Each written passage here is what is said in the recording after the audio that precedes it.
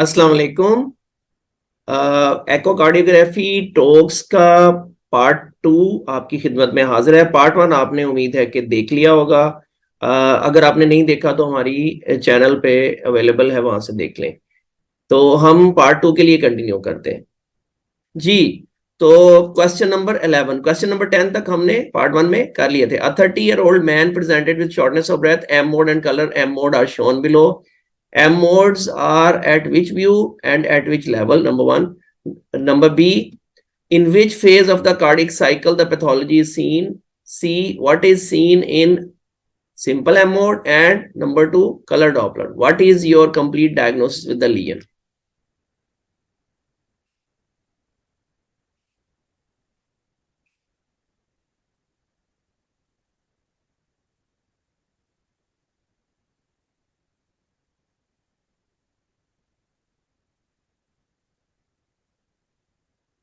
जी, तो जब भी एम मोड किसी जगह पे डाला जाता है तो ये चीज याद रखें कि ये जो एम मोड की जो लाइन होती है, एम मोड पर हमने पूरा 2-2.5 घंटे का एक सेशन किया था, जो कि हमारे चैनल के ऊपर एक वीडियो की सूरत में पड़ा हुआ है, तो आप वहां से देख सकते हैं। जो एम मोड है वो उसकी सबसे पहले ऊपर देखें कि यहाँ पर लाइन किस लेवल पे और किस व्यू में ड्रॉ हुई है। ये देखें, ये है शॉर्ट एक्सिस व्यू है जिसमें ये एलवी नजर आ रहा है, ये आरवी नजर आ रहा है, और ये माइटल वेल्व लेवल पे है। दैट्स वाई ये देखिए क्लोज माइटल वेल्व भी नजर आ रहा है, ओपन भी नजर आ सकता है। जिस लेवल जो भी सेव इसने किया हुआ होगा ना, जिस वक्त आपने एम मोड डाला होगा तो फौरन से उसने एक पिक्चर सेव कर ली होगी, तो ये क्लोज पिक्चर आई है तो इसलिए क्लोज सेव कर ली। उसके ऊपर उस लेवल पर, माइटल वेल्व लेवल पर, ये हमने एम मोड डाला हुआ है। जहां जहां पर ये एम मोड की पोजीशन होगी ना, ये जो पोजीशन होगी जहां जहां से वो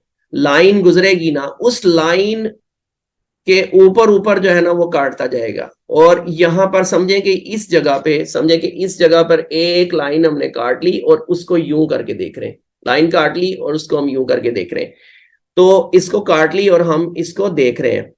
तो हमेशा एक्स एक्सिस पर टाइम होता है एम मोड के, हमेशा वाई एक्सिस पर जो है वो स्पेस होती है। तो एक्स एक्सिस पर जो टाइम है, आइडियली तो जब भी एम मोड किया जाता है, तो इवन जब भी एको की जाती है, स्पेशली जब एम मोड किया जाता है, तो उसके साथ ईसीजी लगाई जाती है ताकि आपको पता हो कि आर वेव कहाँ आ रही है, आपकी जो टी वेव कहाँ आ रही है, डैसली कहाँ पे है, सिस्टली कहाँ पे, ठीक है ना। तो जो है आप, लेकिन अलबत्ता ये माइटल वेल्व की ओपनिंग से अंदाजा लगा लें कि ये माइटल वेल्व की ओपनिंग है और फिर उसके बाद क्लोजिंग है। जब क्लोज होगा माइटल वेल्व तो सिस्टली होगी, और जब डायसली होगी तो उस वक्त ओपन हो रहा होगा माइटल वेल्व। तो माइटल वेल्व की ये ओपनिंग है, इस मतलब ये डायसली है, ये सिस्टली है, ये डायसली है, ये सिस्टली है, तो इसी तरह सिलसिला चलता जाता है। अब अगर एम मोड में देखा जाए तो एम मोड में पहले ये एंटीर एएमएल है और ये पीएमएल है। तो एएमएल पहले आगे को एएमएल ओपन हो रहा है और नीचे को पीएमएल ओपन होता है, ठीक है ना। तो पीएमएल और एएमएल पहले ई वेव बनाते हैं, ठीक है ना। ये देखें, एएमएल पहले ई वेव बनाता है और फिर ए वेव बनाता है, इसी तरह ई बनाता है और ए बनाता है, ये डायस्टली में। जिस तरह पल्स वेव में डायस्टली में ई और ए वेव्स होती हैं, उसी तरह एम मोड में डायस्टली में ई और ए वेव्स होती हैं, ठीक है ना जी। तो ये ई है, ई पॉइंट है, और या आप वेव्स नहीं कहते तो पॉइंट कह लें, ये ई है पॉइंट, ठीक है। ये ए है, ए का मतलब एट्रियल सिस्टली, एट्रियल डायस्टली, और ई का मतलब अर्ली डायस्टली, ठीक है जी।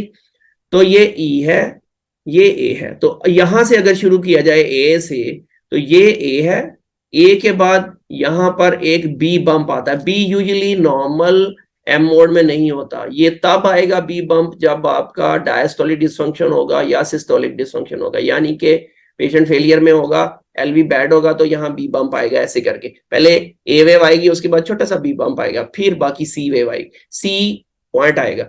लेकिन यहाँ पर यूजुअली नॉर्मल पेशेंट में बी नहीं होता बल्कि सी होता है। तो ये पॉइंट सी पॉइंट है, उसके बाद ये पॉइंट आ गया डी पॉइंट, डी पॉइंट के बाद ये ई, और ई के बाद फिर ए आ गया, ठीक है सर। तो ये जो है ना आपका डायस्टली है, ये सिस्टली है। और अगर देखा जाए, हम जब भी मैंने आपको बताया कि आपको 2D में एम मोड दिया और साथ आपको कलर में एम मोड दिया हो, तो दोनों को आपने फायदा उठाना है। तो जब कलर का एम मोड उसने दिया है तो साथ ही उसने बताने की कोशिश की है कि जब ये सिस्टली हुई है तो सिस्टली के एंड पे, ये देखें मिड और एंड में, ये जो है वो रिगर्जिटेशन हुई है माइटल की। इसमें से यूजुअली जब सिस्टली होती है तो माइटल वाल्व में से कोई ब्लड नहीं गुजरता, ठीक है ना। तो लेकिन ये इसमें से टर्बुलेंस आ रही है, इसका मतलब है कि सिस्टली के दौरान ब्लड गुजरा है, इट मींस कि रिगर्जिटेशन हो रही है। और रिगर्जिटेशन कौन सी होती है? It's called mitral regurgitation. और and late to and sorry mid to late systole में, मिड टू लेट सिस्टली में होता है माइटल वाल्व की रिगर्जिटेशन, ठीक है ना। और वो रिगर्जिटेशन क्यों है? प्रोलैप्स की वजह से। हमेशा जो प्रोलैप्स है वो मिड टू लेट सिस्टली में होता है, और दैट्स वाई, चूंकि ये मिड और लेट सिस्टली में होता है, अर्ली सिस्टली में नहीं होता, होल लो सिस्टोलिक नहीं होता। होल लो सिस्टोलिक हमेशा वो होगा जो रोमैटिक वैल्व होगा, जो जो प्रोलैप्सिंग होगा वो एंड और मिड और लेट सिस्टली में होगा। और प्रॉब्लम ये है, और हाँ, क्यों मिड और लेट सिस्टली में होगा? बिकॉज मिड तक जाते जाते ही वो प्रोलैप्स करता है। पहले तो वो ऐसे जुड़ा होता है, उसके बाद वो नीचे जाता है, तो सिस्टली होते होते होते होते मिड और लेट सिस्टली में वो प्रोलैप्स करता है, और तभी वो रिगर्जिटेट करता है। तो दैट्स वाई कि रिगर्जिटेशन के लिए हमेशा जब भी प्रोलैप्स होगा तो रीगर्जिटेशन के लिए उसको टाइम थोड़ा मिलेगा, मिड और लेट सिस्टली में थोड़ा टाइम मिलेगा। दैट्स वाई कि रीगर्जिटेंट वॉल्यूम ज्यादा नहीं होगा, थोड़ा होगा रीगर्जिटेंट वॉल्यूम, क्योंकि टाइम थोड़ा मिला रीगर्जिटेशन के लिए। लेकिन रोमैटिक हार्ट डिजीज में, यानी कि कोई एक ही थिकनेस की जो जेट है वो रोमैटिक हार्ट डिजीज में ज्यादा देर तक रहेगी, और होलोसिस्टोलिक होगा, यानी कि रिगर्जिटेशन, इसलिए रोमैटिक हार्ट डिजीज में जो रिगर्जिटेंट वॉल्यूम है वो बहुत ज्यादा होगा। जबकि जो प्रोलैप्सिंग वाल्व में रिगर्जिट वो लगेगा आपको ज्यादा जेट, यानी कि उसका डायमीटर जेट का ज्यादा होगा, बड़ा जेट होगा, लेकिन वो रहेगा थोड़ी देर के लिए। तो टाइम, ये मैं कभी आपको बताऊंगा कि उसको वीटीआई से, जब भी रिगर्जिटेंट वॉल्यूम आप मालूम करते हैं तो जो है एरिया को वीटीआई से मल्टीप्लाई करते हैं, यानी वेलोसिटी टाइम इंटीग्रल, वीटीआई या टीवीआई भी उसको कहते हैं, उसके साथ मल्टीप्लाई करते हैं जब एरिया को, तो फिर आपका रिगर्जिटेंट वॉल्यूम आता है। तो वीटीआई थोड़ा होगा उसका, जो थोड़ी देर के लिए रहेगा, और जो रिगर्जिटेशन है उसकी प्रोलैप्स की। तो ये तो खैर बात एक और निकल आई, कोई आपको पूछ सकता है तो आप उसको बता सकते हैं। तो मिड टू लेट सिस्टली में होता है। तो एम मोड किस लेवल पे डाला गया, एट विच व्यू? ये जनाब शॉर्ट एक्सिस व्यू में किस लेवल पे डाला गया? मार्टल वाल्व लेवल पे। अगर आपको लेवल नहीं भी पूछा गया, व्यू नहीं भी पूछा गया, तो हमेशा जब भी आपने एम मोड देखना है अपने आप से पूछना है कि ये किस लेवल पे है डाला जा रहा है और किस व्यू में डाला जा रहा है, तभी आप फिर पैथोलॉजी डिफाइन कर सकें। क्योंकि पहली बात मोडालिटी कौन सी, जैसे मैंने आपको बताया। दूसरी बात, मोडालिटी में किस लेवल पे, किस व्यू में ये डाला जा रहा है। नंबर 3, किस लेवल पे डाला जा रहा है। नंबर 4 के उसमें क्या क्या नॉर्मल स्ट्रक्चर आती है। नंबर 5 के उसमें पैथोलॉजी क्या है। ठीक है जी। इन विच फेज ऑफ कार्डियक, हाँ phase of the cardiac cycle जरूर देखनी है पैथोलॉजी के, कि ये डायस्टली में सिस्टली में, तो ये सिस्टली में। ठीक है। What is seen in simple M mode? Simple M mode में ये पीएमएल देखें बाहर को निकल रहा है, पीछे को निकल रहा है, तो ये पीएमएल का प्रोलैप्स है। एएमएल पीछे को नहीं निकला। अगर दोनों निकलेंगे पीछे को ऐसे करके नीचे की तरफ, तो दोनों का प्रोलैप्स होगा। अगर एक निकलेगा पीएमएल तो पीएमएल को प्रोलैप्स होगा, एएमएल निकलेगा तो सिर्फ एएमएल को प्रोलैप्स होगा। ठीक है जी। तो ये सिर्फ पीएमएल का प्रोलैप्स है। What is your complete diagnosis? और डेफिनेटली माइटल वाल्व प्रोलैप्स, और जो है वो माइल्ड टू मॉडरेट टाइप है। ठीक है नहीं जी। ये सारी जनाब M mode at the parasternal short axis view at level of mitral valve pathology is seen in the systolic phase, prolapse of PML, moderate MR, prolapse of the PML। अच्छा, scallop आप कैसे देंगे ये जरा आप देख लें। हमेशा याद रखें जब भी आपने स्कैलप देना है तो आप हमेशा शॉर्ट एक्सिस में स्कैलप देते हैं। लॉन्ग एक्सिस में या 4 चैम्बर में या लॉन्ग एक्सिस में स्कैलप नहीं दिए जाते। उसकी वजह ये है कि स्कैलप का पता ही लेटरल टू मीडियल तब चलता है जब शॉर्ट एक्सिस हो। शॉर्ट एक्सिस होगा, आप कहेंगे ये लेटरल है, ये मीडियल है, lateral to medial. Lateral to medial कैसे गिनते हैं आप? 1 लेटरल, फिर 2, फिर 3। लेटरल से गिनना शुरू करते हैं 1 2 3। तो पहले ही आपको पता होता है एएमएल का प्रोलैप्स है या पीएमएल का, वो किसी और व्यू में आप देख लेते हैं। फोर चैम्बर में देख लेते हैं, पेरिस्टर्नल लॉन्ग एक्सिस में, यहाँ पे भी आपको पता चल रहा है पीएमएल का प्रोलैप्स है, ठीक है ना। तो यूजुअली हम चूंकि एग्जाम में नहीं होते, एग्जाम की सिचुएशन में तो हम किसी और व्यू में देख लेते हैं एएमएल का या पीएमएल का या दोनों का, ठीक है। जब आप ये अंदाजा लगा लेते हैं कि या एएमएल का या पी या ए का या पी का या ए पी बोथ का है, उसके बाद आप शॉर्ट एक्सिस बना के देखते हैं कि शॉर्ट एक्सिस में प्रोलैप्स जो ब्लड जो रिगेजिटेशन हो रही है वो लेटरली हो रही है, मीडियली हो रही है या मीडियली हो रही है या दरमियान में हो रही है। अगर तो लेटरली हो रही है तो ए, अगर मिसाल के तौर पे ए है तो A1, मीडियल हो रही है तो A2, मीडियल हो रही है तो A3, बिल्कुल मीडियल हो रही है A3, दरमियान में हो रही है तो A2, इसी तरह P1 P2 P3, ठीक है ना। तो ये स्कैलप पता करने का तरीका होता है जी। Question number 12, basically case number 12 जी। What are the findings, severe chest pain के साथ इमरजेंसी में प्रेजेंट किया, what are the findings, what is the treatment, what adjunct devices are needed in such a patient।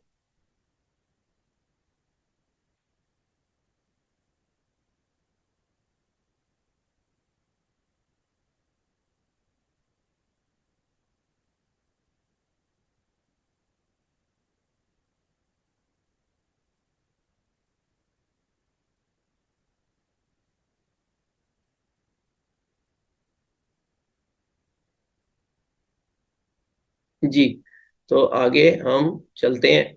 What are the findings, अगर ये देखें तो ये फोर चैम्बर व्यू है। अब इसमें मैंने ना व्यू पूछा ना मोडालिटी पूछी है, तो ये फोर चैम्बर व्यू है। इसमें ये एलवी है, ये आरवी है, ये आरए है, ये एलए, ठीक है। जो एलए छोटा सा है, और आप अगर ये देखें कि ये एएमएल है, ये पीएमएल है, पीएमएल से जस्ट ऊपर जहां पर वो अटैच है पीएमएल का, वहां पे एक बड़ा सा एक एन्यूरिज्म बना हुआ है जिसके अंदर लोक्यूलाई हैं, वॉल्स हैं, सेप्टा है, लोक्यूलाई है। अब ये एन्यूरिज्म जो है, बाद लोग इसको कह सकते हैं कि ये सूडो एन्यूरिज्म है, और बाद लोग ये कहेंगे नहीं ये सूडो एन्यूरिज्म नहीं है बल्कि ये कंटेन रप्चर है। आप इसको सूडो एन्यूरिज्म कह लें या कंटेन रप्चर कह लें, या ऐसे भी हो सकता है कि एग्जाम में दोनों लिखते हैं। जो ज्यादा लगता है वो ब्रैकेट के बाहर लिखते हैं और जो कम लगता है वो ब्रैकेट के अंदर लिखते हैं। फर्क यही है कि जो कंटेन रप्चर होता है उसमें जो पेरिकार्डियम है वो लाइन कर रही होती है, जबकि सूडो एन्यूरिज्म में थोड़ी सी मायोकार्डियम होगी। अगर आप लोग लगता है कि मायोकार्डियम थोड़ी बहुत है तो आप सूडो एन्यूरिज्म कह लें, अगर आपका जो है वो पेरिकार्डियम ही आपको लग रहा है तो फिर कंटेन रप्चर होगा, ठीक है जी। एडजंक्ट डिवाइसेस क्या हमें चाहिए होंगी, एडजंक्ट डिवाइसेस हमें आईएबीपी वगैरह चाहिए होगा, और एलवैट डिवाइसेस जो कि आफ्टर लोड को कम करें, ठीक है ना। What is the treatment, treatment surgical है जी। फाइंडिंग क्या है वो आपको बता दी। ये सारा इसका जो है जी लिखा है मैंने, ये देख लें आप। Rupture of the basal lateral wall leading to contain rupture or pseudoaneurysm, color Doppler reveals the flow of blood through the neck, urgent surgery with grafts to the cornea if possible, IABP, intra-aortic balloon pump, LVAD devices। तो ये सारी चीजें जो जो options हों, जो जो वो सारा लिखना है आपने, और जितना आप अच्छा लिखेंगे उतने आपको जो है वो मार्क्स मिलेंगे अच्छे जी। अगला question, question number 13, A, what are the finding, B, what is the diagnosis, what are the other modalities, what other modalities can confirm the diagnosis, what are the treatment options।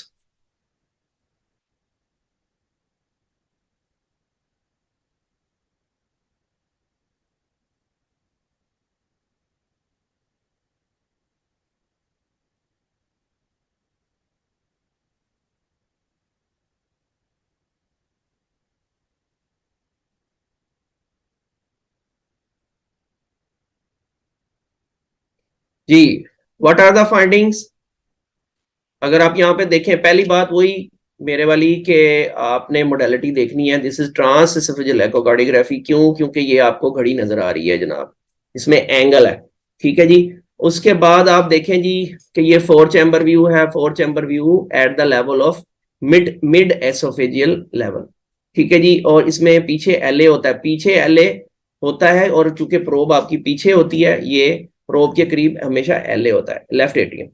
और ये left ventricle है, ये right atrium है, ये right ventricle है, ठीक है जी। और इसमें आप देख रहे हैं कि ये रेवर्बरेशन नीचे नजर आ रही है, रेवर्बरेशंस आपको बता सकती हैं कि ये जो है बेसिकली क्या है जी, ये बेसिकली एक प्रोस्थेटिक वाल्व है मैकेनिकल, और उसकी दो, एक ये लीफलेट आपको नजर आ रहा है, एक ये नजर आ रहा है, एक ये नजर आ रहा है, और वो बंद हो रहा है खुल रहा है, ऐसे बंद हो रहा है खुल रहा है नीचे की तरफ। और जो उसमें से एक लीफलेट है वो इधर वाला वो मूव करता नजर आ रहा है, और दूसरा ये लीफलेट जो है आपको नहीं मूव कर रहा, ठीक है। ये देखें, ये जगह देखें, ये आपको नजर आ रही है ये वाली लाइन, ये बेसिकली जो है वो उसकी लाइन है जो कि मूव करनी चाहिए थी, जो नहीं कर रही। ये देखें, ये वाला इधर से ब्लड गुजर रहा है लीफलेट से, इधर से नहीं गुजर रहा, तो ये स्टक हुआ हुआ है, तो स्टक लीफलेट है बेसिकली इसमें, ठीक है ना। मैकेनिकल प्रोस्थेटिक वाल्व का bileaflet mechanical prosthetic valve का स्टक लीफलेट है। और स्टक क्यों है जी, यहाँ पे ये एक छोटे से दो आपको इधर भी और इधर भी ये हिलते हुए क्लॉट नजर आ रहे हैं, और उसके अलावा lot of spontaneous echo contrast पीछे नजर आपको आ रहा है। इसी तरह यहाँ पर भी आपको lot of spontaneous echo contrast नजर आ रहा है। तो what are the finding, stuck one disc of the mechanical prosthetic bileaflet mechanical prosthetic valve at the mitral position. What is the diagnosis? It is maybe due to thrombosis. So thrombosis, thrombotic valve, thrombosed mechanical prosthetic valve, और you में से penis, penis भी आप लिख के आए, दोनों चीजें लिखें, ठीक है ना। अगर क्रोनिक है तो पेनस होगा, और अगर दूसरा है तो जो है वो फिर एक्यूट होगा तो फिर वो थ्रोम्बस होगा।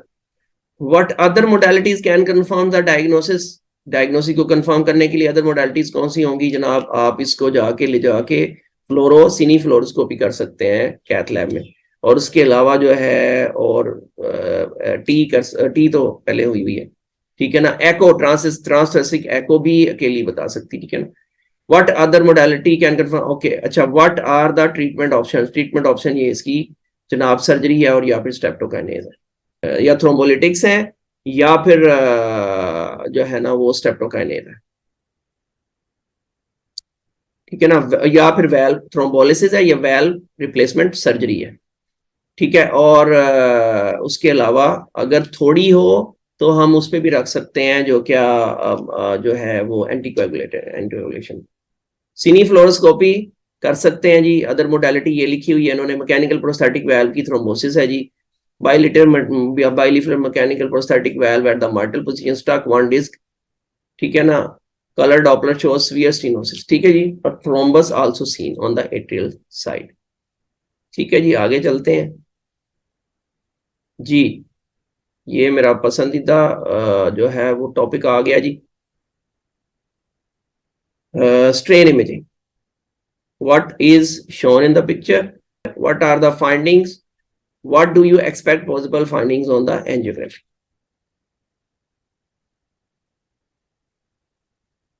चलिए मैं इसका बता देता हूं। ये जनाब what is shown in the picture basically it is the bull's eye mapping of the strain peaks। ये देखिए peak systolic strain लिखा हुआ है, तो ना भी लिखा हो तो आमतौर पे जो बुल्स आई मैपिंग होती है इस तरह की रेड ब्लू कलर की, वो स्ट्रेन की होती है, और आमतौर पे ज्यादातर सिस्टोलिक स्ट्रेन होता है, और आमतौर पे ज्यादातर लॉन्गिट्यूडनल सिस्टोलिक स्ट्रेन होता है। तो ज्यादातर अभी पाकिस्तान में भी और दुनिया में भी लॉन्गिट्यूडनल स्ट्रेन पे ज्यादा काम हो रहा है, रेडियल और सर्कमफ्रेंशियल स्ट्रेन पे इतना काम नहीं हो रहा। तो लॉन्गिट्यूडनल सिस्टोलिक स्ट्रेन जो है वो इसमें शो किया हुआ है, longitudinal peak systolic strain show किया हुआ है, जो कि बुल्स आई मैपिंग हो गई उसकी, ठीक है जी। अब इस बुल्स आई को पढ़ने का तरीका ये होता है कि ये जो है ना जी बेजल एरियाज होते हैं, जो सबसे बाहर वाला राउंड होता है, बाहर वाला मैराथन का राउंड जो है वो बेजल एरियाज है, मिड वाला मिड एरियाज है, और दरमियान में जो है वो एपेक्स है, एपिकल एरियाज है, ठीक है जी। और बिल्कुल दरमियान में एपेक्स है, वो एपेक्स आपकी मर्जी डिस्प्ले करें ना करें, वो 17वां सेगमेंट होता है, 17 सेगमेंट होता है, ठीक है जी। तो राउंड एंड राउंड जो है बेजल सेगमेंट हो गए कितने, 2 और 2 4, 2 6, और इसी तरह 6 जो है वो मिड सेगमेंट हो गए, ठीक है, और एपिकल सेगमेंट 4 हो गए, तो 6 और 6 12, 12, 6 + 6 12 + 4 16 सेगमेंट। 16 सेगमेंट तो होते ही होते हैं, 17 जो एपेक्स है वो लोग कुछ लोग मानते हैं, कुछ लोग डिस्प्ले करते हैं, नहीं करते, मशीन में भी ऑप्शन होती है कि आप डिस्प्ले कर लें ना कर लें कोई बात नहीं। ठीक है जी। और ये है इसके ऊपर उन हर सेगमेंट के ऊपर स्ट्रेन उसका लिखा हुआ है। तो ये चीज याद रखें, लॉन्गिट्यूडनल स्ट्रेन हमेशा माइनस में होता है, इसलिए क्योंकि जो भी सेगमेंट है वो हमेशा शॉर्टन होता है, शुरू में उसकी लेंथ ज्यादा होती है फिर कम होती है। तो परसेंटेज कम, यानी कितनी परसेंट उसकी लेंथ जो सेगमेंट की कम हुई, दैट इज बेसिकली स्ट्रेन। तो -17 यूजुअली नॉर्मली पाकिस्तानी पॉपुलेशन में है। बाहर वालों ने -20 कर दिया हुआ है, अमेरिका ने, लेकिन हमारे यहाँ अभी भी -17 ही।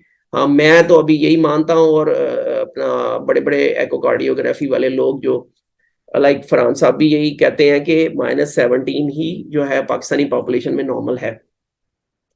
तो -17% का मतलब ये देखें, यहाँ पर ये परसेंटेज आ रही है 20, -20 और +20। ये अगर +20 होगा तो ब्लू होगा और -20 होगा तो रेड होगा, यूजुअली रेड नॉर्मल है। ठीक है, तो ये परसेंटेज है। ठीक है जी, तो ये इसके ऊपर परसेंटेज लिखी हुई है हर सेगमेंट में। जो जब 17 -17 से कम जाएगा स्ट्रेन, तो इसका मतलब है हाइपोकाइनेसिया होगा। और जब उससे मतलब 0 तक चला जाएगा तो एकाइनेसिया होगा, और अगर प्लस में चला जाएगा स्ट्रेन तो इसका मतलब है अवे, यानी कि शॉर्टनिंग की बजाय लेंथनिंग होनी शुरू होगी मायोकार्डियल सेगमेंट की। तो इसका मतलब है कि ये डिस्कनेसिया। ठीक है जी। तो ये अगर आप देखें तो ये ब्लू एरियाज, जो डार्क ब्लू एरियाज है यहाँ पे, इसमें 7 लिखा हुआ है, तो ये सेप्टल एरियाज है। तो अगर आप देखें ये इधर लिखा भी हुआ है anteroseptal, anterior, lateral, posterior, inferior, septal. ठीक है ना।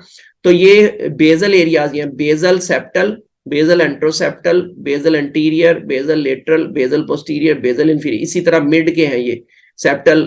ठीक है, सेप्टल एंटीरियर। तो सब सेगमेंट में तो इसमें हर सेगमेंट के ऊपर स्ट्रेन लिखा हुआ। तो अगर आप देखें तो यहाँ पर इन एरियाज में specially septal and anteroseptal basal areas as well as mid areas में जो स्ट्रेन है ना वो कम हुआ है, बल्कि बेजल एरियाज में तो डिस्कनेसिया है। तो ये आपने उनको बता देना। ठीक है ना जी।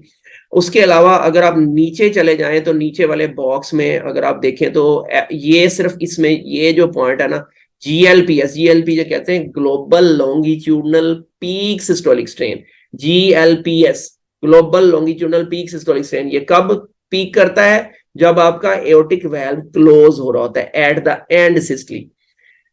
बढ़ता, ये शॉर्टन होता जाएगा, सेगमेंट शॉर्टन होता जाएगा, सेगमेंट शॉर्टन होता जाएगा, यहां तक के सिस्टली एंड तक पहुंच जाएगी, और फिर डायस्टली स्टार्ट हो जाएगी, तो फिर सेगमेंट दोबारा वापस आने शुरू हो जाएंगे। तो इसका मतलब है जो पीक जो स्ट्रेन होता है वो at the aortic valve closure, जहां पर आपकी एंड ऑफ द सिस्टली होती है, तो वहां पर पीक करता है स्ट्रेन। तो उसको कहते हैं global longitudinal peak systolic strain. का मतलब है कि जो लॉन्गिट्यूडनल पीक सिस्टोलिक स्ट्रेन है, लॉन्गिट्यूडनल स्ट्रेन है, वो पीक जो कर रहा है सिस्टली में, वो उसका ग्लोबल का मतलब है, अगर आपने फॉर एग्जांपल 4 चैम्बर व्यू में ले रहे हैं तो उसमें 4 चैम्बर व्यू में वो लिख देंगे जी 4 चैम्बर व्यू में ग्लोबल स्ट्रेन इतना आ रहा है, 3 चैम्बर में, यानी तमाम सेगमेंट्स को एवरेज करके।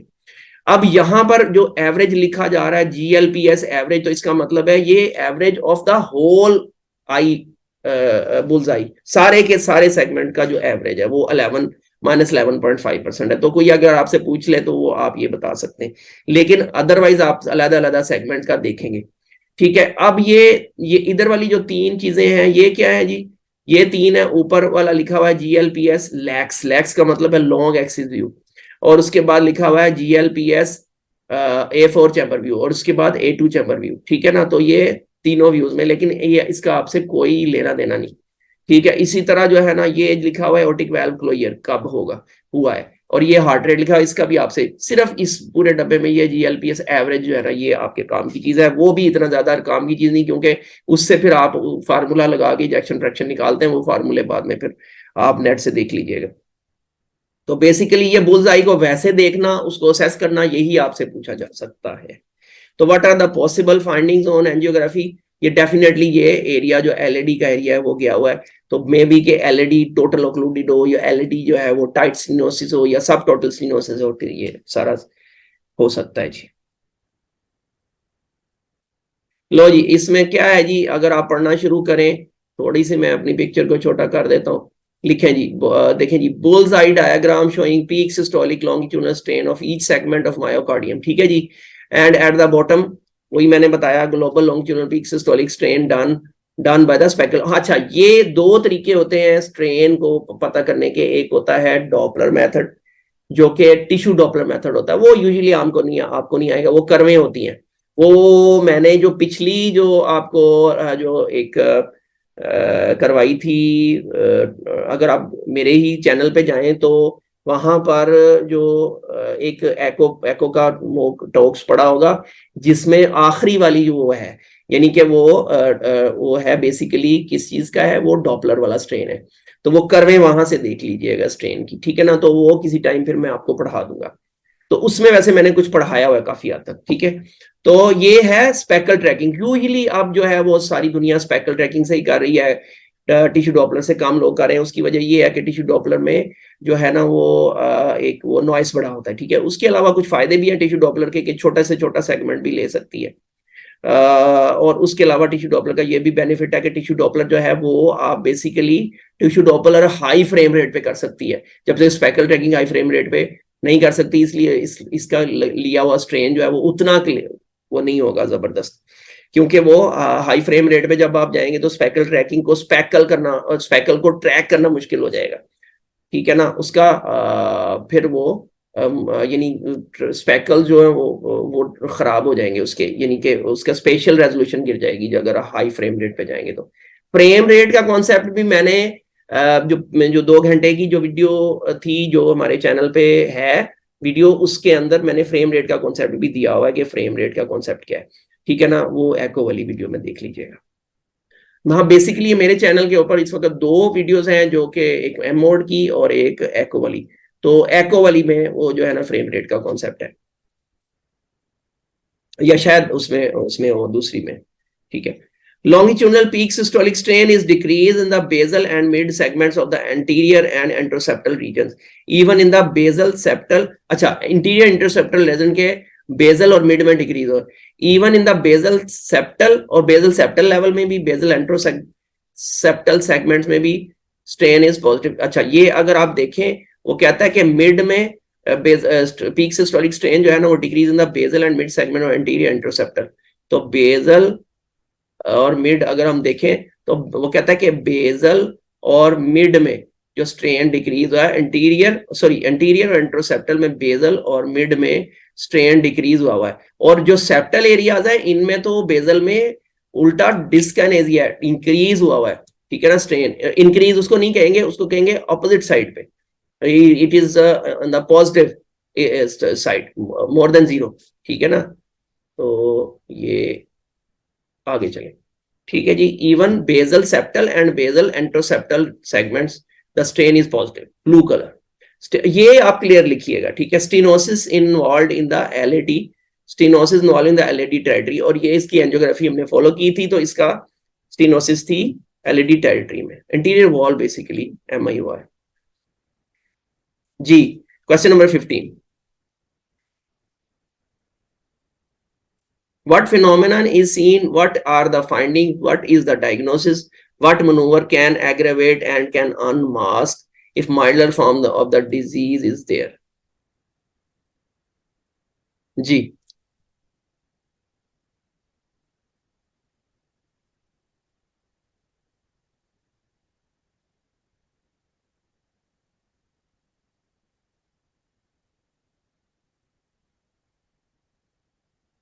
अच्छा, इसमें याद रखें कि हमेशा जो है किसी भी वीडियो को देखने का तरीका ये होता है, एग्जाम में आप लोगों के एफसीपीएस में बाज औकात ये होता है कि वो प्रोब उसकी मूव कर रही होती है, तो उसकी वीडियो जो होती है ना सिर्फ 1-2 फ्रेम्स में या 2-3 फ्रेम्स में जाके कहीं वो आपका फिनोमेना या कोई चीज जो है वो नजर आती है, ठीक है ना। वो ही उसने दिखाने लगा होता है, तो आपने बहुत ही ध्यान से उस पूरी वीडियो को बार बार चलने दें और देखें, ठीक है। और ये जैसे कि ये है, ये हमने एक नहीं बल्कि मेरा ख्याल है ये 2 वीडियोस हैं जो जोड़ी हुई है, ठीक है ना। तो ये इसमें अगर आप देखें तो पैस्टर्न लॉन्ग एक्सिस दिखा रहा है, उसमें एक जगह पे जाके ये, अगर आप ये देखें कि एक जगह पे जाके ये आप देखें तो ये आगे टच करता है, उसके साथ ऊपर टच करता है वो जो मार्टल वेल्व है, एएमएल जो है। तो ये बेसिकली ये जो है वो सैम शो किया हुआ है। सैम का मतलब है systolic anterior motion of the mitral valve, ठीक है ना। Mortal valve specially anterior mortal leaflet की जो सिस्टोलिक एंटीरियर मोशन सिस्टली के दौरान आगे जाके वो सेप्टम के साथ लगता है जी, मार्टल वेल्व, ठीक है ना। तो जिसकी वजह से यहाँ डायनामिक ग्रेडियंट आता है डैगर शेप, ठीक है ना, अगर आप इसके ऊपर पल्स वेव डालें या कंटिन्यूस वेव डालें।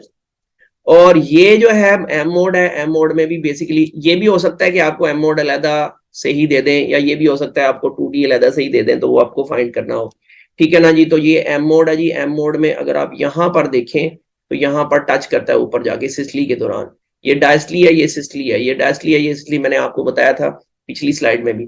तो ये ऊपर जाके ये टच करता है सिस्टली में सेप्टल के साथ। और what phenomena is seen systolic anterior motion of the mitral valve, what are the findings. Findings क्या है जी, थिकन्ड एएमएल, सॉरी जो एंटीरियर वॉल है, जो उसकी सेप्टल वॉल है वो थिकन्ड है बहुत ज्यादा, स्पेशली बेजल एरिया, ये जो है ना बेस पे बहुत ज्यादा थिकन्ड है, सवियर थिकनेस है। देखें अब ये यहाँ पे भी अगर आप मेजरमेंट देखें, और मैंने आपको कहा था कि कोई भी तस्वीर हो उसके इर्द गिर्द जरूर देखना है कि क्या लिखा हुआ है। तो ये अगर आप ये देखें कि ये मेजरमेंट तो 21 है इसका सेप्टम, ठीक है ना, और पोस्टीरियर वॉल देख लें कि सिर्फ 12 की है, ठीक है ना। तो सेप्टल एसिमेट्रिकल सेप्टल हाइपरट्रॉफी की फाइंडिंग है, प्लस प्लस जो है systolic anterior motion of the mortal valve है। व्हाट इज योर डायग्नोसिस, हुक्म है जी, हाइपरट्रॉफिक ऑब्स्ट्रक्टिव कार्डियोमायोपैथी। ऑब्स्ट्रक्टिव क्यों है, क्योंकि सैम हो रहा है और सैम काफी ज्यादा हो रहा है, ठीक है ना। तो ऑब्स्ट्रक्शन आपको आल्दो दिखाई नहीं हुई, लेकिन ऑब्स्ट्रक्शन एक्सपेक्टेड है कि ऑब्स्ट्रक्शन लाजमी इसमें होगी। व्हाट मनूवर, मनूवर्स आपको पता है जनाब, वल्सलवा मनूवर इसको एग्रेवेट करते हैं। इसके अलावा जनाब और जो है और चीजें हैं जो के पेरिफेरल वास्कुलर काम जो करती हैं वो एग्रेवेट करेंगी, नाइट्रेट्स वगैरह, और अनमास्क कर देंगी, ठीक है ना, एक माइल्डर माइल्डर फॉर्म का डिजीज हो तो। लो जी ये इसका आपको वो भी पढ़ा देते हैं। Systolic anterior motion of the mortal valve Sam दिखाया गया जी, फिनोमेना एसिमेट्रिकल सेप्टल हाइपरट्रॉफी है, प्लस स्पेशली बेजल सेप्टम। और systolic anterior motion of the mortal valve Sam है जी, हाइपरट्रॉफिक ऑब्स्ट्रक्टिव कार्डियोमायोपैथी की ट्रीटमेंट है। वल्सलवा मनूवर अकेला दिया हुआ है, लेकिन आप और चीजें भी बता सकते हैं जितनी भी जो उसको एग्रीवेट करती हैं जी। Question number 16, a 55-year-old male presented in emergency with severe central chest pain, bedside echocardiography you done in emergency is shown. What is the most prominent finding, what is the treatment of choice, what other tests needed before the final treatment?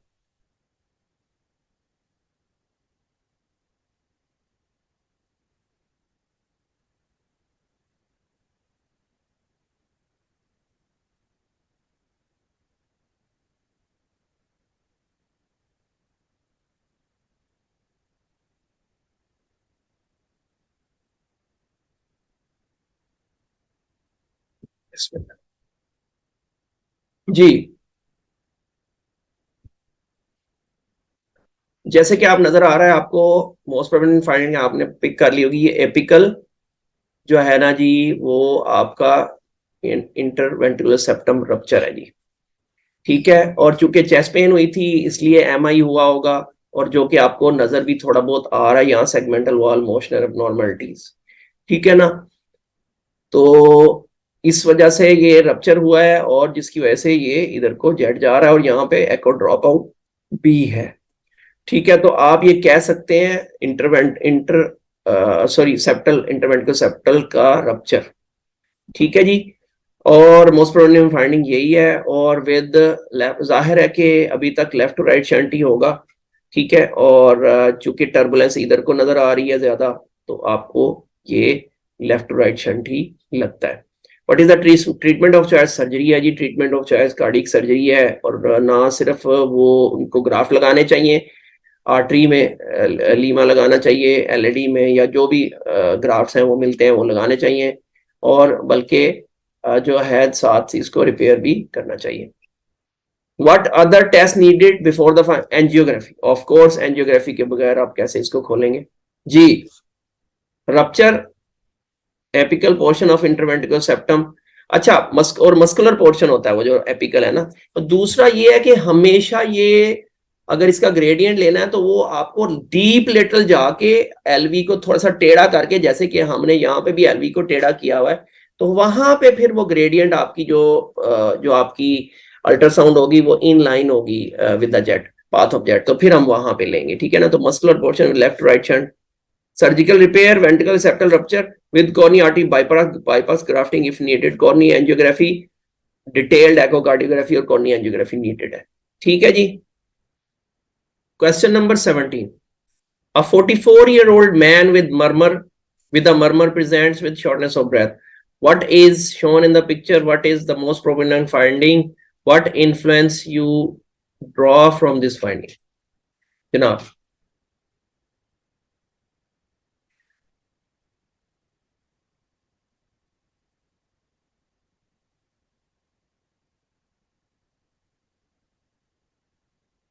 जी, अब अगर हम इसमें देखें तो हमें ये M mode नजर आ रही है, देखें ये एम मोड है, इधर एक्स एक्सिस पर वही टाइम है और वाई एक्सिस पर स्पेस है, और यहाँ पे अगर आप देखें तो एक व्यू नजर आ रहा है, उसके ऊपर एक लाइन ड्रॉ हुई हुई है, यानी कि इस लेवल पे एम मोड जो है ना, इस लाइन पे हमें जो है वो उन्होंने डाला हुआ है, ठीक है जी। तो हमें ये जो है पता करना है कि ये एम मोड किस व्यू में है। तो उस व्यू में अगर आप देखें तो ये एओर्टा आपको नजर आ रहा है, ठीक है जी, डिसेंडिंग एओर्टा, डिसेंडिंग एओर्टा पे, ये डिसेंडिंग थोरेसिक एओर्टा पे ये एम मोड उन्होंने डाला हुआ है, और उसके साथ कलर भी डाला हुआ है, ये बहुत उन्होंने हरकत की हुई, ठीक है जी, कलर भी डाला हुआ और साथ एम मोड भी डाला हुआ। तो कलर एम मोड क्यों डाला हुआ है? क्योंकि उन्होंने हमें फ्लो दिखाना है सिस्टली और डायस्टली में, और इंटरेस्टिंग बात ये है कि नीचे इसके एक ईसीजी भी लगाई हुई है, जो कि नो डाउट उस पर बाई जेमिनी आ रही है, एक एक एक क्यूआरएस, फिर उसके बाद एक दो क्यूआरएस इकट्ठे, फिर दो क्यूआरएस इकट्ठे, बाई जेमिनी आ रही है, लेकिन आप ये देख लें कि आपको सिस्टली डायस्टली का पता चल रहा है, ये सिस्टली है, ये पूरी, ये डायस्टली है, ये सिस्टली है, ये डायस्टली है, ये सिस्टली, ये डायस्टली है, ये सिस्टली, ये डायस्टली, ठीक है जी। तो सिस्टली क्या होती है? जब आपकी क्यू आर वेव के साथ जो स्टार्ट होगी वो सिस्टली होगी, और टी वेव के साथ जो स्टार्ट होगी वो डायस्टली होगी, टी वेव से अगली आर वेव तक जो है वो डायस्टली होगी, ठीक है ना जी। टी वेव से ए वेव तक, टी वेव से पी वेव तक जो है वो अर्ली ई वेव ई होगी, और उससे अगला जो है वो ए वेव होगी, यानी कि जो पी वेव पी आर जो इंटरवल होता है बेसिकली वो एट्रियल कंट्रैक्शन को शो करता है, ठीक है ना। तो अगर आप इसमें देखें तो ये वाली मिसाल के तौर पे दरमियान वाली हम क्यूआरएस ले लेते हैं, तो इस क्यूआरएस से लेके यहाँ तक ये सिस्टली है, और फिर ये डायस्टली है, तो ये डायस्टली में अगर आप देखें तो ये एंड ऑफ डायस्टली तक, अगर आप देखें एंड ऑफ डायस्टली तक अगर आप देखें तो आपको फ्लो नजर आ रही है। सिस्टली में तो फ्लो नजर आना ही होता है, डायस्टली में भी red colour flow, red colour flow का मतलब है टुवर्ड्स द प्रोब, यानी कि रिवर्सल है फ्लो का, टुवर्ड्स द प्रोब जो है ना वो ब्लड वापस जा रहा है, रिवर्सल है फ्लो का, ठीक है ना। तो फ्लो रिवर्सल शो करना चाह रहा है बेसिकली ये डायस्टोलिक, तो डायस्टोलिक ये देखें, ये सिस्टली, और इसके बाद ये diastole, diastolic flow reversal and तक जा रहा है और वो रेड है, ठीक है ना। तो red colour diastolic flow reversal जो है, यानी कि towards the probe diastolic flow reversal show करता है फ्लो रिवर्सल को एओर्टा का, ठीक है ना। एओर्टा को डिसेंडिंग एओर्टा का फ्लो रिवर्सल है, और जब आप ये देखें यहाँ पर एलेजिंग क्या, एलेजिंग वेलोसिटी कितनी है यहाँ पर अगर आप देखें, ये एलेजिंग वेलोसिटी कितनी है 45, 45 का मतलब है कि हमने 45 सेंटीमीटर पर सेकंड से जब उसकी वेलोसिटी ज्यादा जाएगी, प्रोब प्रोब की तरफ आ जाए या अगेंस्ट आ जाए, ब्लड की वेलोसिटी जब 45 सेंटीमीटर पर सेकंड से ज्यादा जाएगी तो अलेजिंग होगी, तो उसकी टर्बुलेंस उसमें नजर आएगी, ठीक है जी। तो हो क्या रहा है कि हमें टर्बुलेंस नजर आ रही है जो कि एंड ऑफ डायस्टली तक जा रही है, और वो भी 45 की अलेजिंग में, समझ आई बात की। इसका मतलब है कि जो डायस्टोलिक फ्लो रिवर्सल है वो 45 सेंटीमीटर पर सेकंड से ज्यादा है और थ्रू आउट द डायस्टली में है, यानी through out the diastole end of diastole तक 45 सेंटीमीटर पर सेकंड उसकी वेलोसिटी मेंटेन रहती है 45, यानी कि अगर आपका diastolic flow reversal 40 centimetre per second normal होता है, डायस्टोलिक फ्लो रिवर्सल वो क्यों नॉर्मल होता है? Because of the flow into the corny arteries, जो डायस्टली के दौरान जो है वो कॉर्नी आर्टरीज में ब्लड जा रहा होता है, एओर्टा का ब्लड कॉर्नी आर्टरी मुसलसल डायस्टली के दौरान जा रहा होता है, जिसकी वजह से फ्लो रिवर्सल होता है डिसेंडिंग एओर्टा में, डिसेंडिंग थोरेसिक एओर्टा में।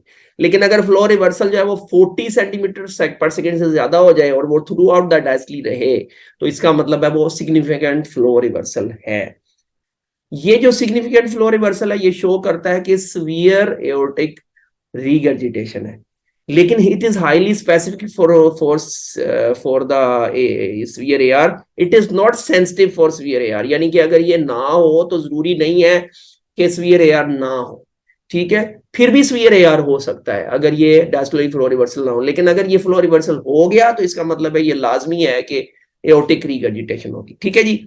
तो ये सारी चीजें फ्लो रिवर्सल के बारे में। फ्लो रिवर्सल को देखने का एक तो ये है कलर डॉपलर एम मोड है, दूसरा वे ये है कि आप यहीं पर डिसेंडिंग थोरेसिक एओर्टा पे पल्स वेव डालते हैं। वो भी मैंने कोई पिक्चर कहीं शो की होगी मे बी, कि वो पता नहीं, वो पिछली लेक्चर में अगर नहीं शो की तो हो सकता है मैं अगले लेक्चरों में वो शो कर दूं। तो उसमें पल्स वेव जब आप डालते हैं डिसेंडिंग थोरेसिक एओर्टा में तो रिवर्सल आता है डायस्टली में। ईसीजी लगाई हो तो डायस्टली में ऊपर की तरफ, यानी कि जो है ब्लड का आता है स्पेक्ट्रल डॉपलर, जैसे पल्स वेव का स्पेक्ट्रल डॉपलर ऐसे ऐसे करके आता है ना, तो ऊपर की तरफ स्पेक्ट्रल डॉपलर आता है। उस स्पेक्ट्रल डॉपलर को अगर हम ट्रेस करें और उसका वीटीआई 12 सेंटीमीटर से ज्यादा हो, टाइम वेलोसिटी इंटीग्रल टीवीआई या वीटीआई 12 सेंटीमीटर से ज्यादा हो उसका, उसको अगर ड्रॉ, तो इसका मतलब है काफी वॉल्यूम जो ब्लड का जो है ना वो वापस जा रहा है, रिगर्जिटेट कर रहा है, तो उसको हम फिर कहते हैं कि सिग्निफिकेंट फ्लो रिवर्सल है।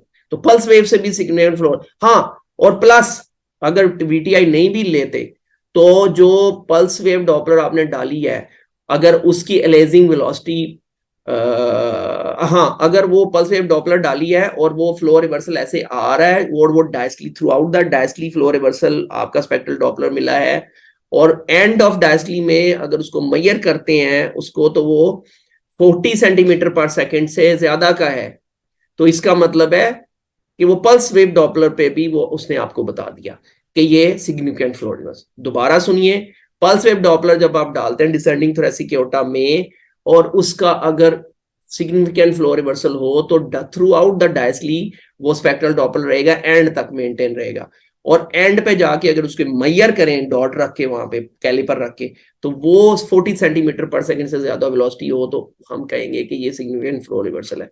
प्लस उसका अगर उसको ट्रेस करें और टीवीआई जो है वो आपका 12 सेंटीमीटर पर सेकंड से ज्यादा, 12 सेंटीमीटर से ज्यादा हो तो आप कहेंगे कि ये सिग्निफिकेंट वॉल्यूम जो है वो रिवर्सल है। हमेशा वॉल्यूम जो कैलकुलेट करते हैं वो टीवीआई या वीटीआई से कैलकुलेट करते हैं, जो कि मैं अभी इसी प्रेजेंटेशन में बता चुका हूं। Area into TVI is volume, any volume, चाहे वो आप ले लें स्ट्रोक वॉल्यूम, चाहे वो आप ले लें रिगर्जिटेंट वॉल्यूम। रिगर्जिटेंट वॉल्यूम लेना है तो उसका एरिया ले लेंगे रिगर्जिटेंट ऑरिफिस का। अगर हमने लेना है कोई और वॉल्यूम, स्ट्रोक वॉल्यूम लेना है तो एलवीओटी का एरिया ले लेंगे। इसी तरह एरिया इंटू टीवीआई, हमेशा टीवीआई या VTI that is in centimetre, so TVI is in centimeters, area is in centimeter square multiplied by centimeter कितना बना, सेंटीमीटर क्यूब। तो सेंटीमीटर क्यूब क्या होता है, CC, cubic centimetre, ml millilitre, तो वो ml में आपको वॉल्यूम दे देगा, ठीक है। तो what is shown in the picture is basically color M mode on the descending thoracic aorta. What is the most prominent finding, जी मोस्ट प्रोमिनेंट फाइंडिंग ये है कि सिस्टली के दौरान throughout the diastole there is a reversal, flow reversal that is 40 centimetre per second से ज्यादा। What inference you would draw, severe aortic regurgitation. जी, ये holo diastolic throughout the diastole till end of the diastole जो है ना, diastole के end तक, throughout the diastole till the and of the diastole जो है ना, ये होलो डायस्टोलिक फ्लो रिवर्सल होगा। तो throughout the diastole flow reversal रहेगा in the descending thoracic aorta seen as red color towards the probe which remains red till end of the diastole even at the Alesing velocity Nyquist limit of 40 centimeter per second। तो Nyquist limit और Alesing velocity एक ही चीज होती है, Alesing उस velocity पे Alesing शुरू हो जाती है, ठीक है। Nyquist limit भी उसे ही कहते हैं। severe aortic regurgitation, इससे इन्फ्रेंस हम जो है वो ड्रॉ करेंगे जी। तो question number 18, 55-year-old diabetic man on hemodialysis presented with shortness of breath and drop in oxygen saturation. Which view is shown? What are the findings? What other tests needed for starting treatment?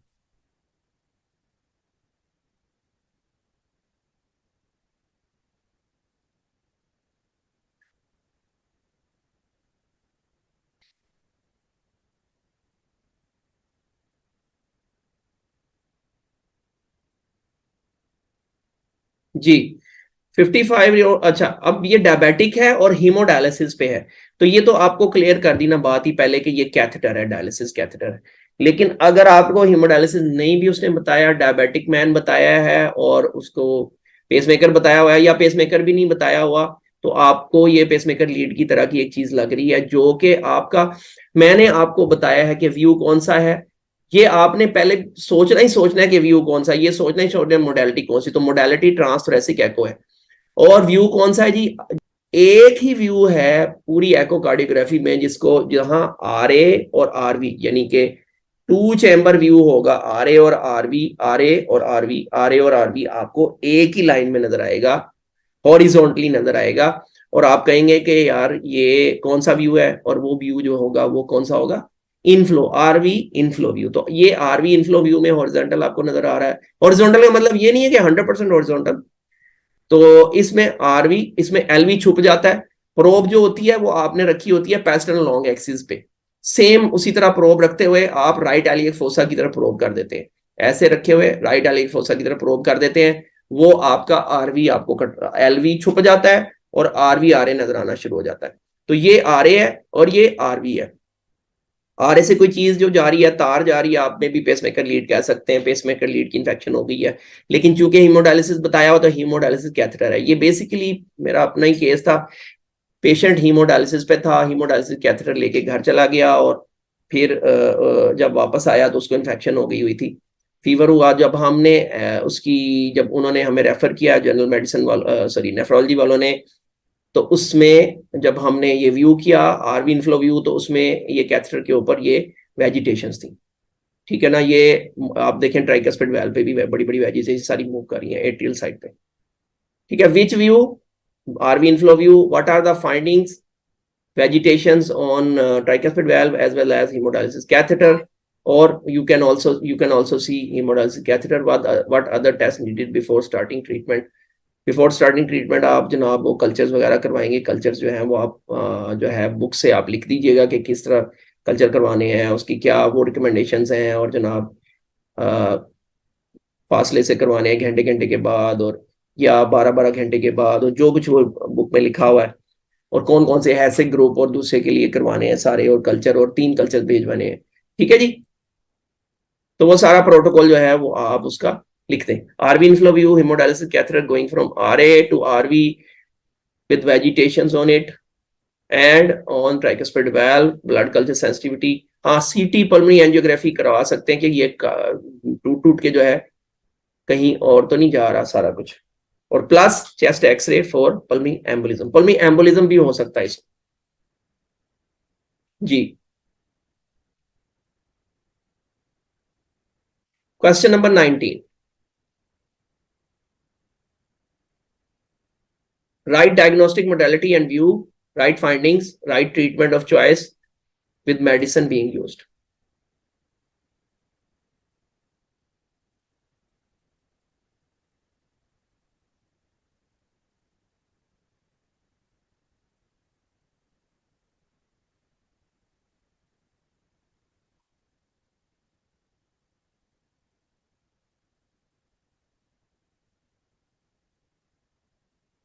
जी तो इसमें जो है वो उन्होंने इसमें भी दो views जोड़े हुए हैं, ठीक है।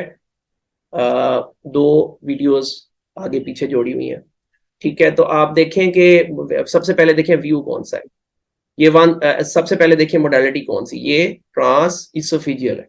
क्यों? क्योंकि यह घड़ी आपको नजर आ गई, ठीक है। उसके बाद जनाब देख सकते हैं कि ये 130 का एंगल है, 130 तकरीबन 120 का एंगल, ये 120 डिग्री पे लॉन्ग एक्सिस आपको नजर आता है, जो कि इन्वर्ट होता है। वो जो लॉन्ग एक्सिस जो है वो इन्वर्ट होता है पैरास्टर्नल लॉन्ग एक्सिस का। ये सेम लॉन्ग एक्सिस जो पैरास्टर्नल लॉन्ग एक्सिस है, बस उल्टा होता है ये। इसमें पैरास्टर्नल लॉन्ग एक्सिस ट्रांसथोरैसिक पे होता है, ये ट्रांस इसोफेजियल पे होता है, ठीक है ना, 120 डिग्री। इसमें वो देखें एल ए, एल वी, और ये एओटा। ये एक तरह का ना, मैं कहता होता हूँ ये जो पैरास्टर्नल लॉन्ग एक्सिस है ना, ये स्पेशली इसमें ट्रांसविजुअल में एक हुक्का सा बनता है। देखिए हुक्के की ये हुक्के की टोपी, ऊपर वाली हुक्के की टोपी एल ए, फिर एलवी नीचे हुक्के का निचला हिस्सा, और हुक्के की ये जो डंडी है जो जहां से वो पकड़ के पीते हैं हुक्का, वो एओटा, ठीक है। तो ये जो है ना एल ए, एलवी और एओर्टा, ठीक है ना जी। एओर्टिक वेल्व आपको नजर आ रहा है, ये माइटल वेल्व नजर आ रहा है, और छोटा सा पीक करता हुआ आरवी भी नजर आता है ऊपर, ठीक है ना। वो आरवी ट्रांस थोरेसिक में ऊपर की तरफ नजर आएगा, यहां पर ट्रांसविजुअल में अवे नजर आएगा, ठीक है ना जी, अवे फ्रॉम द प्रोब, नीचे नजर आएगा। तो आप देखें कि इसमें एएमएल ये है, ठीक है, और ये पीएमएल है जी, ठीक है। और उसके अलावा ये आपके एओर्टिक वाल्व के कस्प्स हैं, ये जो होता है हमेशा आरवी की तरफ राइट कॉर्निक कस्प होता है और नीचे नॉन कॉर्निक कस्प होता है, ठीक है जी। ये सारी सूरत हाल है।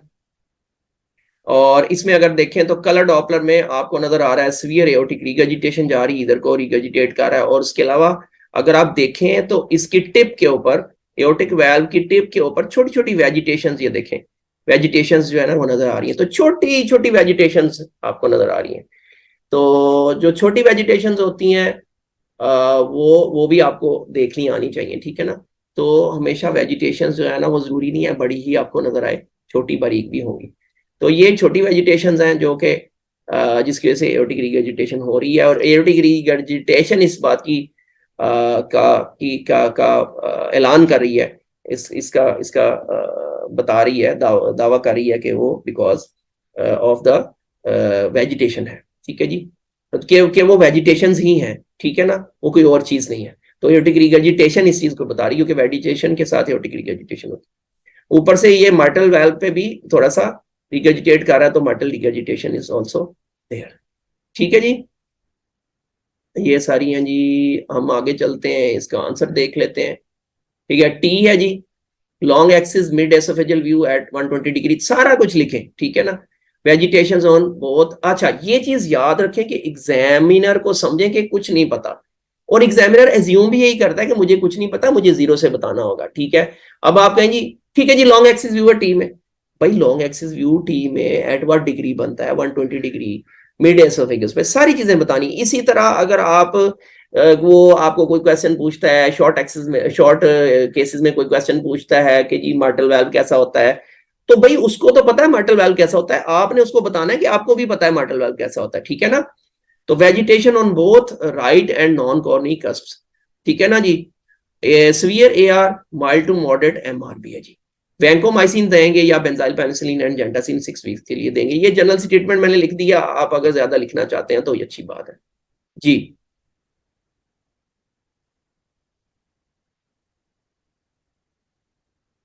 What are the findings? What are the signs of ventricular interdependence on echo and interdependence on echocardiography? What are the signs of ventricular interdependence on clinical examination? And this is the last question. This is the your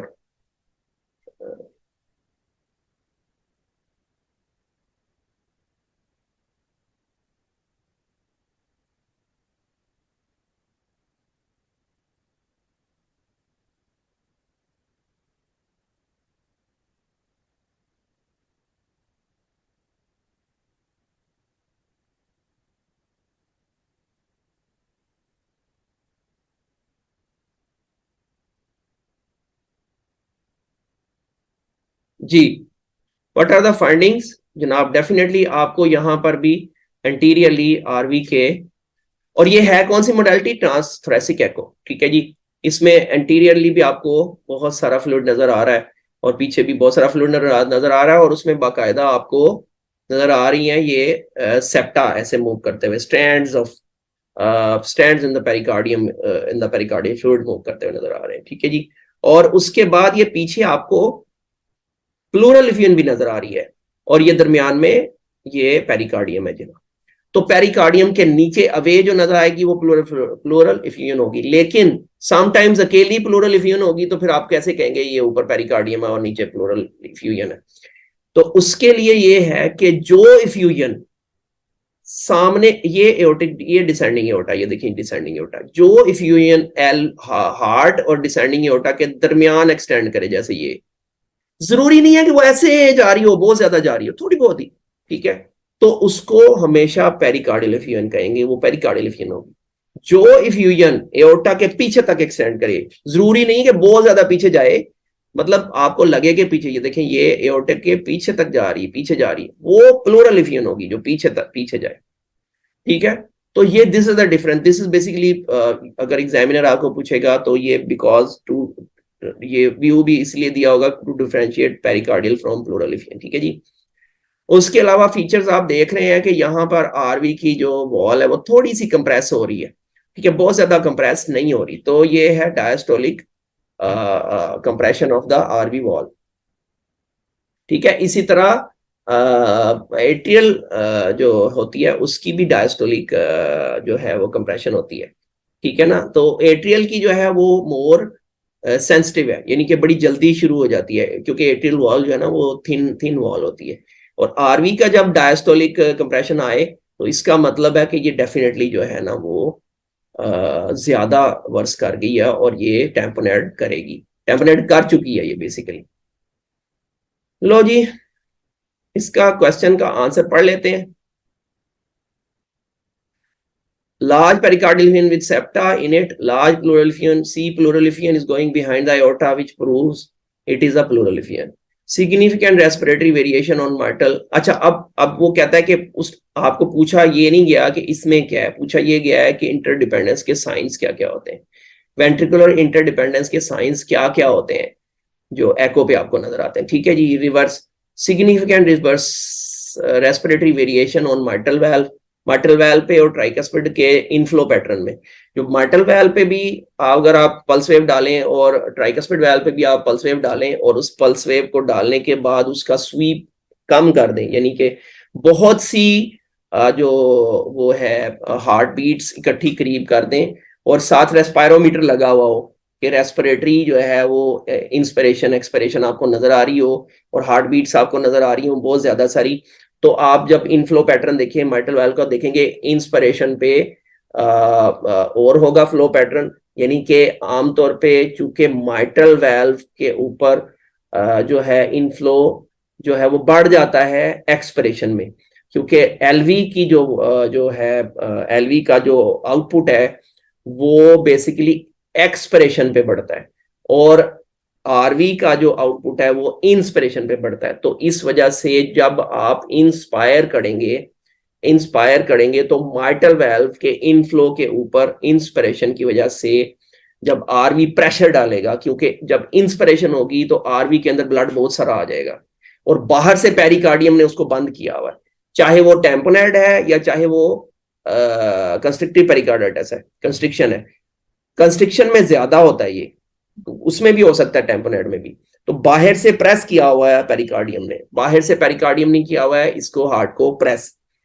तो इस होता क्या है कि जब inspiration होती है तो आरवी का जब फ्लो बढ़ता है आरवी की तरफ तो आरवी बड़ा हो जाता है, वो एलवी को ना धक्का देता है, ये उधर हो गई, ठीक है, एलवी को धक्का देता है, एलवी कंप्रेस हो जाता है। एलवी की तरफ चूंकि फ्लो कम हुआ होता है इंस्पिरेशन में, एलवी की तरफ फ्लो कम तो एलवी कंप्रेस हो जाता है और उसका फ्लो माइट्रल वाल्व के क्रॉस कम हो जाता है। तो अगर ई वेव देखें तो ई और ए जो है वो इंस्पिरेशन पे ज्यादा सारी कम हो जाती है, यानी कि माइट्रल वाल्व पे कम हो जाती है इंस्पिरेशन पे ई और ए वेव, और एक्सपिरेशन पे बढ़ जाती है, क्यों एक्सपिरेशन पे उसका फ्लो बढ़ जाता है एलवी का, ठीक है ना। और इसी तरह आरवी का ऑपोजिट होता है कि आरवी में जो इंस्पिरेशन पे फ्लो बढ़ता है तो इंस्पिरेशन पे ई और ए बढ़ जाती है और एक्सपिरेशन पे ई और ए कम हो जाती है। तो इनका जो है ना रेशियो अगर तो 20 अगर माइट्रल वाल्व के टिप पे 25% से ज्यादा कम हो जाए रेस्पिरेशन इंस्पिरेशन पे 25% से ज्यादा कम हो जाए ई वेव माइट्रल वाल्व के टिप पे, वो सिग्निफिकेंट होगा। और ट्राइकस्पिड वाल्व की टिप पे 45% से ज्यादा हो तो वो सिग्निफिकेंट होगा। बाकी आप बुक्स में ज्यादा अच्छा पढ़ लें तो इसको हम कहेंगे significant flow significant inflow pattern variations, respiratory variation. So significant respiratory variation on inflow pattern at the mitral valve and on inflow pattern at the tricuspid valve, ठीक है जी। significant respiratory variation आएंगी क्योंकि थोड़ी बहुत respiratory variation जो है वो normally होती है उसमें, यानी कि इंटरडिपेंडेंस वेंट्रिकुलर इंटरडिपेंडेंस नॉर्मल भी होती है, लेकिन जब ज्यादा बढ़ जाती है तो फिर हम उसको जो होते हैं कि ये सिग्निफिकेंट है, ठीक है ना। अच्छा, उसके अलावा सेप्टल पैराडॉक्सिकल मूवमेंट, ये फिर मैं कहूंगा कंस्ट्रिक्टिव पेरिकार्डिटिस में ज्यादा आता है, पेरिकार्डियल टेम्पोनेट भी में भी हो सकता है क्योंकि प्रेशर डाला होता है उसने भी, पेरिकार्डियल टेम्पोनेट ने भी बाहर से प्रेशर डाला होता है। तो होता क्या है कि वेंट्रिक जो पैराडॉक्स है ना सेप्टम, वो जो सेप्टम होता है वो डायस्टली के, जब डायस्टली होती है तो सेप्टम जंप करता है, ठीक है ना, septal paradoxical movement. Varying side of LV on respiration, अगर एलवी के ऊपर आप एम मोड डाल दें, ठीक है, और एलवी यूं ऐसे काम ज्यादा हो रहा है, और उसको उसकी स्वीप बहुत बहुत बढ़ा दें, स्वीप और छोटी हो जाए, बहुत सारी एक ही मल्टीपल रेस्पिरेशंस नजर आए आपको, तो आप देखेंगे रेस्पिरेशन के साथ एलवी छोटा बड़ा हो रहा है, छोटा बड़ा हो रहा है, छोटा बड़ा हो रहा है, वो भी इंटरडिपेंडेंस का साइन होगा, ठीक है। जब रेस्पिरेशन लेगा मरीज, इंस्पिरेशन लेगा, तो इंस्पिरेशन की वजह से आरवी के अंदर फ्लो बढ़ जाएगा और एलवी छोटा हो जाएगा, और एक्सपिरेशन में एलवी बड़ा हो जाएगा, तो बड़ा छोटा होगा रेस्पिरेशन के साथ साथ एलवी। एनुलस रिवर्सस, एनुलस रिवर्सस ये होता है कि एनुलस जो होता है ना मीडियल एनुलस, उस पे ई वेव जो है वो as compare to lateral annulus जो है ना वो बढ़ जाएगी। नॉर्मली लेटरल एनुलस की ई वेव ज्यादा होती है, ये जो मीडियल एनुलस की ई वेव जो है ना वो बढ़ी हुई होगी। माइट्रल वेल के मीडियल एनुलस की ई वेव ज्यादा होगी as compare to lateral annulus, जबकि नॉर्मली लेटरल एनुलस की ई वेव ज्यादा होती है। Increase flow reversal on hepatic vein, hepatic vein पे जब आप पल्स वेव डालेंगे तो फ्लो रिवर्सल्स जो होंगे वो एक्सपिरेशन पे बढ़ जाएंगे, एक्सपिरेशन पे ब्लड वापस की तरफ ज्यादा जाएगा, वापस की तरफ फ्लो रिवर्सल बढ़े हुए होंगे एक्सपिरेशन पे। क्यों बढ़े हुए होंगे कि एक्सपिरेशन पे आपका जो है ना ब्लड आएगा नहीं उसकी तरफ, कम आएगा आरवी की तरफ, बल्कि पीछे की तरफ ज्यादा जा रहा होगा, क्योंकि आगे से उसे प्रेशर डला हुआ होगा, ठीक है ना। तो एक्सप्रेशन पे फ्लो रिवर्सल हेपेटिक वेन के बढ़ गए होंगे, ठीक है। तो ये किसी दिन हम आपको बैठ के समझा देंगे, ठीक है जी। आज का सेशन हमारा खत्म होता है। थैंक यू वेरी मच, आपका बहुत बहुत शुक्रिया कि आपने हमें इतनी सारी देर बर्दाश्त किया, बड़ा शुक्रिया। अस्सलाम वालेकुम।